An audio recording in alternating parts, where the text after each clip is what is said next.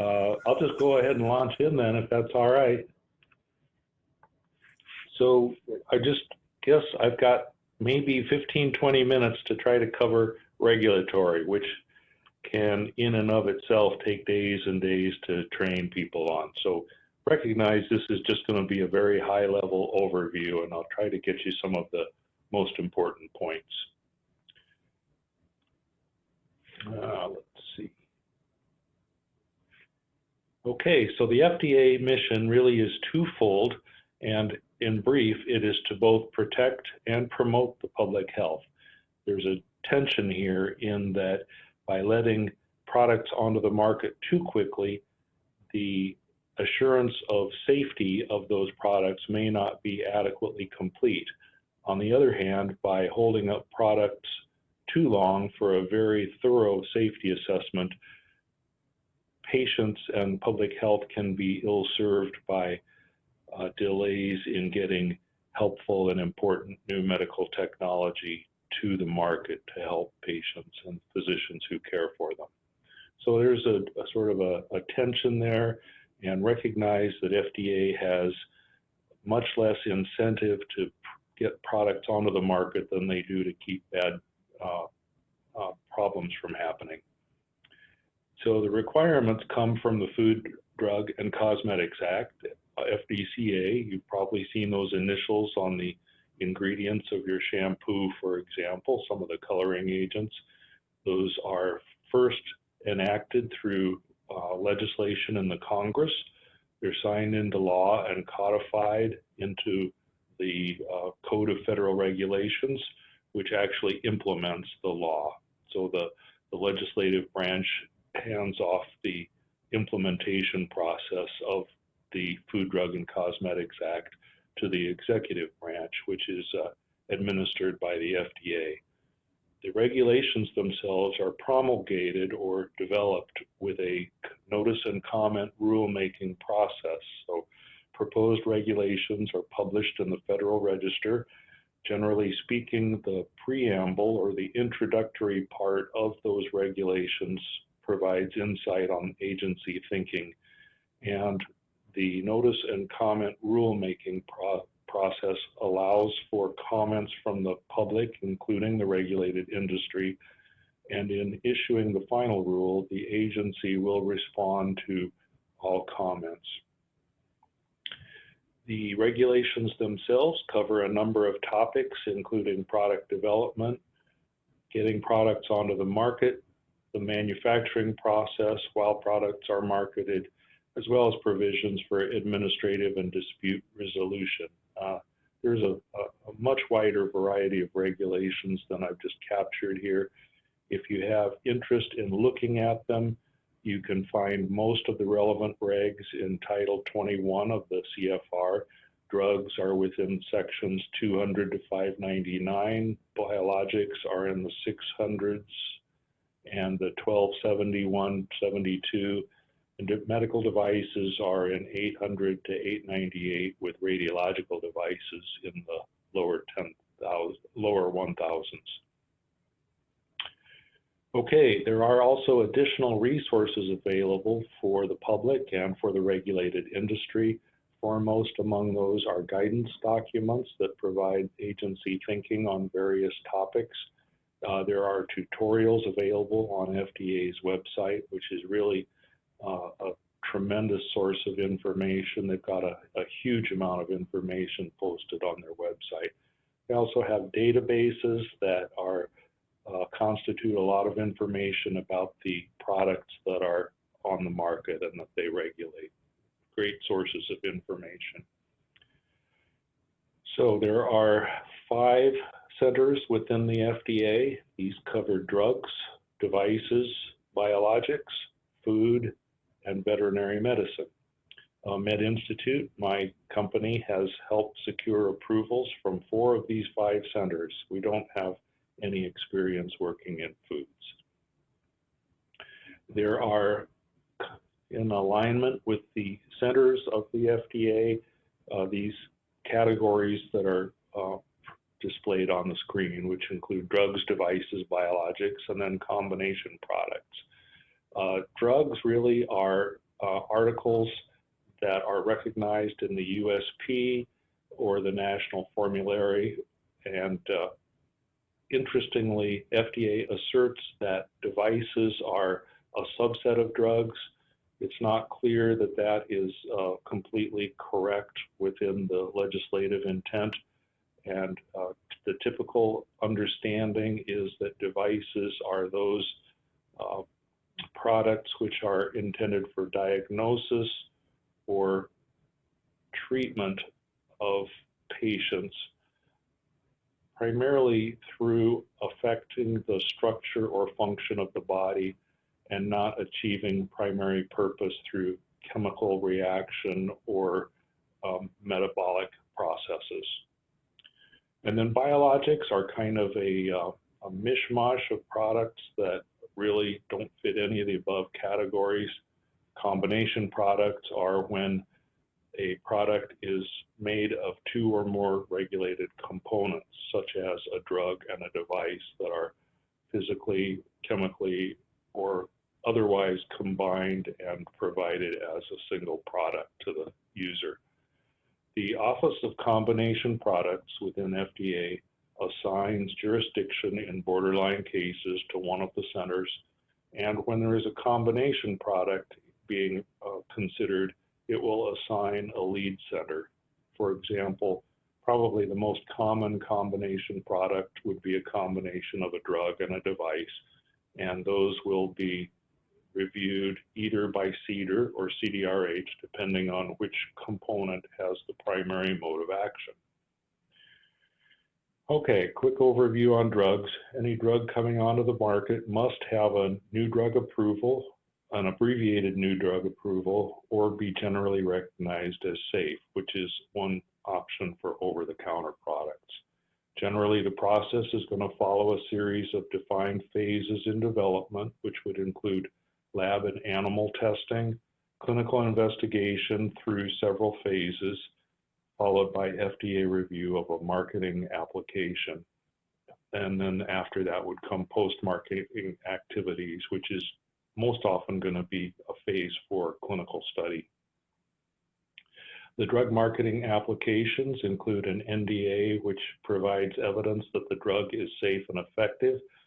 Some of the principal components of that are extensive data on chemistry, manufacturing, and controls, the results of GLP preclinical studies, for example, evaluating toxicology, pharmacology, and pharmacokinetics, and then clinical studies, which will be a major expense in this development process. Not infrequently, a good bit of $1 million, many hundreds of millions of dollars are spent on clinical studies for new drugs. On the other hand, an abbreviated new drug application or approval is the pathway for what's generally called a generic drug. And in this case, the basic requirement is that the drug be shown to be bioequivalent to the reference drug. This has a much lower level of evidence needed to demonstrate its safety and effectiveness or efficacy. Minimal preclinical and clinical data are needed. So this is a much less costly route to market. All right, so a high-level overview of medical devices starts with the 1976 medical device amendments, which classified devices roughly according to their risk.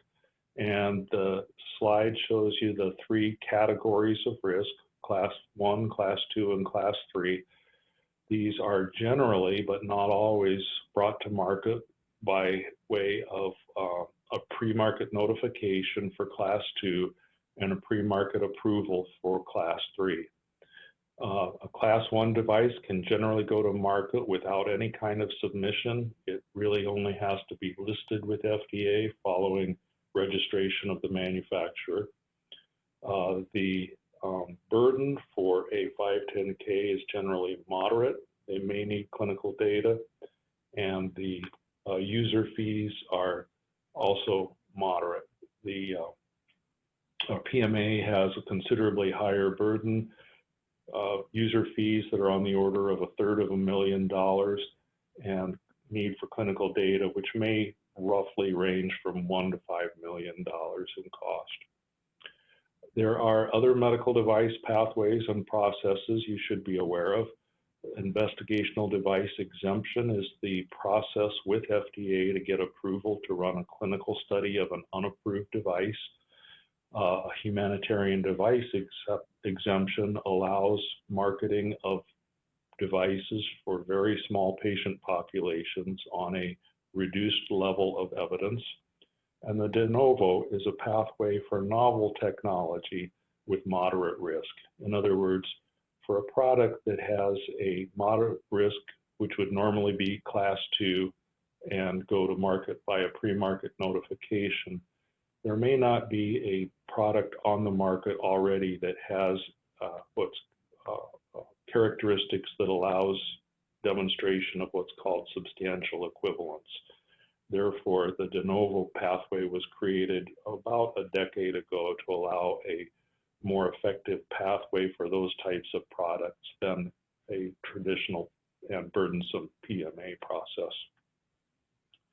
Biologics submissions are most commonly similar to drugs. They require an extensive chemistry, manufacturing, and controls section. The preclinical testing for these types of products may be somewhat challenging to execute. And one example would be a requirement or an expectation from FDA to study the toxicology or safety of human biologic material in standard drug animal models. So the relevance of putting human cells, for example, into a rat is probably pretty somewhat questionable. However, it's the type of study that FDA is often going to insist on. Interestingly and importantly, the Biologics Center does have the option to use device pathways for some types of medical products. Briefly, CBER can clear 510K products. Typically, somewhat smaller amounts of clinical data are going to be needed than for a new drug. So this is not as burdensome a process as a new drug in general, although the novelty and the variety of products that are covered in the biologics category generally means that the regulatory process is going to be a little less predictable. So I want to touch briefly on user fees. This will help give you a sense of the scope of effort and work that's associated with each of the different submission types. The first 2 rows are for new drugs. The next 4 for PMA down to IDE are device submission user fees, and then a BLA for a biologics license application is a same level as a PMA in the device world. And for this audience in particular, it's probably important to understand that small businesses can generally pay reduced fees for device submissions. I'm not aware that there are small device submission fees for drugs. I believe that's probably because drugs are not generally developed by small businesses because of the extreme burden for actually developing them. There are a few expedited options for regulatory processes. I've listed them on the slide here. It's important to recognize that in effect, these pathways are not going to generally be much faster than the traditional pathways in the end, because they're generally being used for newer, more novel types of technologies, which tend to cause a more difficult or challenging or thorough review process. There are options to clarify the regulatory pathway that you should be aware of. The pre-submission meetings, which have no user fees, which are an excellent opportunity to get new technologies in front of FDA, get some preliminary thoughts from the agency on what they think it might take to actually get those products through the review process. There is a request for designation process that I mentioned earlier, and then there's a 513G in the device world, which gives the agency view on device classification and the associated regulatory requirements. There are advisory committees that meet to review first-of-a-kind technologies. I'm going to skip over that pretty quickly, other than just to say that when they do, when a new product review does go through an advisory panel, there's a considerable amount of time, effort, and expense involved in supporting and succeeding in that process. In conclusion, the regulatory pathway can have a significant impact on viability of a new technology in the U.S. market. Drugs and biologics are likely to be more expensive. It's critical to get at least a rough idea of the pathway before investing great amounts of money and effort.